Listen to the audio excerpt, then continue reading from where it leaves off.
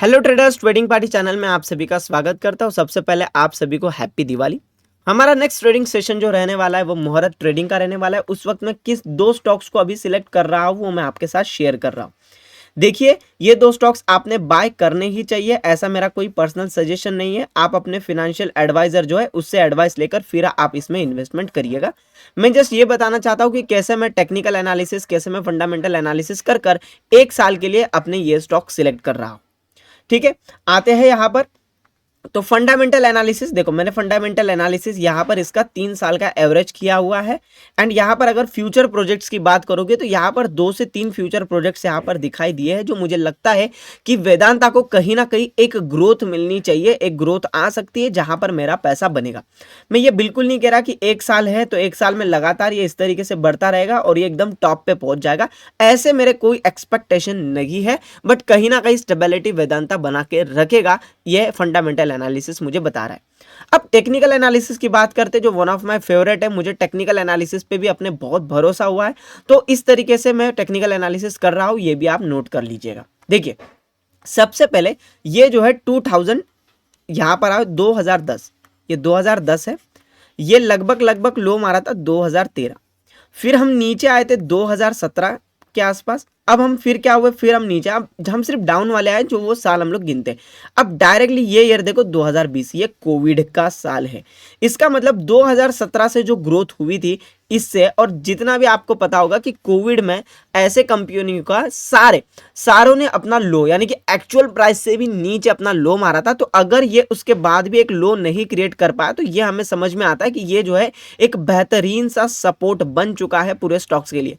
हमेशा याद रखिए, स्टॉक्स अभी ग्रो ही करता रहेगा। आने वाले 20 सालों बाद आप देखो या 25 सालों बाद देखो, ऐसा नहीं है कि ये 40-50 रुपए पे आ नहीं सकता। बट हमारा प्रेडिक्शन या मार्केट का स्ट्रक्चर उस तरीके से हम नहीं मान के चलते।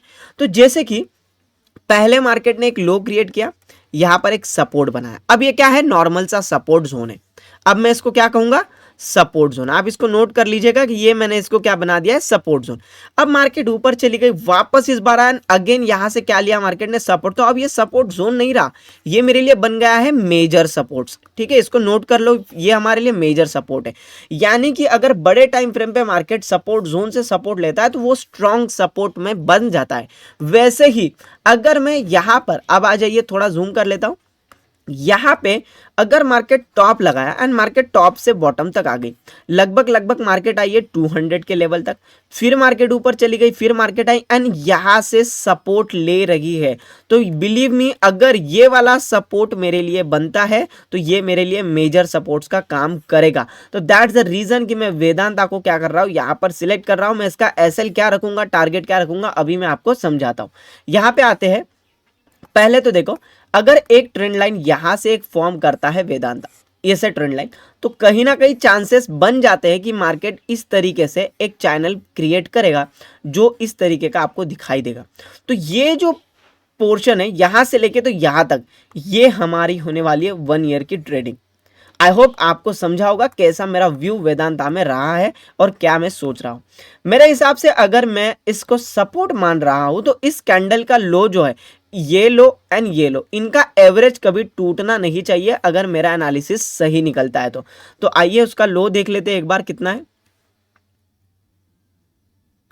215 रुपए। ठीक है, 215 रुपए के आसपास, सॉरी 215 रुपए के आसपास इसका लो है, 210 के आसपास इसका एवरेज आएगा। तो अब देखते हैं कैसी ट्रेड होगी। देखिए, हम क्या करेंगे, इसको इस जोन के अंदर हम लोग क्या करेंगे, बाय करेंगे। हमारा जो एसएल होगा वो होगा 210 रुपए का एंड हमारे टारगेट जो होंगे वो टारगेट होंगे 400 रुपीज के आसपास।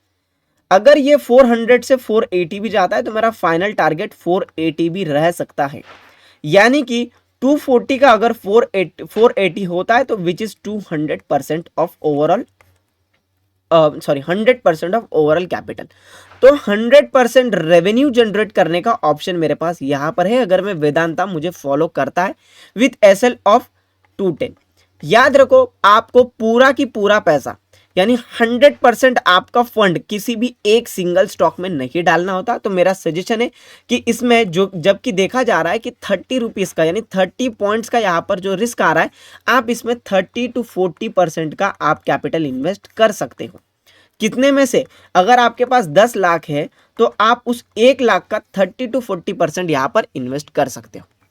ठीक है, अब आइए यहाँ पर एक चीज और मैं बता देता हूं कि अगर ऐसा होता है कि ये ऊपर आता है या इस लेवल के एक बार ऊपर चला जाता है, यहाँ पे बीत गए 1 महीना, 2 महीना, 3 महीना, 4 महीना, 5 महीना, 6 महीना, अगर करते करते वो ऊपर आता है और इस ऊपर यानी कि 320 के ऊपर वो सस्टेन करता है, तो आपका इन्वेस्टमेंट क्या बन जाएगा? रिस्क फ्री इन्वेस्टमेंट बन जाएगा। ये चीज को जरूर आप नोट करिएगा और वेदांता को आप अपने वॉच लिस्ट में ऐड कर सकते हो अपने फाइनेंशियल एडवाइजर से एडवाइस लेकर। द सेकेंड स्टॉक जो मैं यहाँ पर सिलेक्ट कर रहा हूं वो है पेट्रोनेट। अब पेट्रोनेट क्यों? Petronet just because of technical analysis. Fundamental analysis इतना स्ट्रांग इसका नहीं है, मैं अभी भी कह रहा हूं, बट टेक्निकल एनालिसिस जो मुझे दिखता है वो यहां पर मैं आपको बता रहा हूं। देखिए कैसा है, एक स्टॉक का सबसे बड़ा सपोर्ट क्या होता है? यहाँ पे एक स्टॉक का सबसे बड़ा सपोर्ट होता है जब एक वो बड़ा लेवल हाई बना देता है, ये वाला। यानी कि ये एक इतना बड़ा सपोर्ट है इसके पास जो पिछले 2017 से सपोर्ट बना हुआ है 1 मंथ के टाइम फ्रेम के लिए, तो 2023 तक।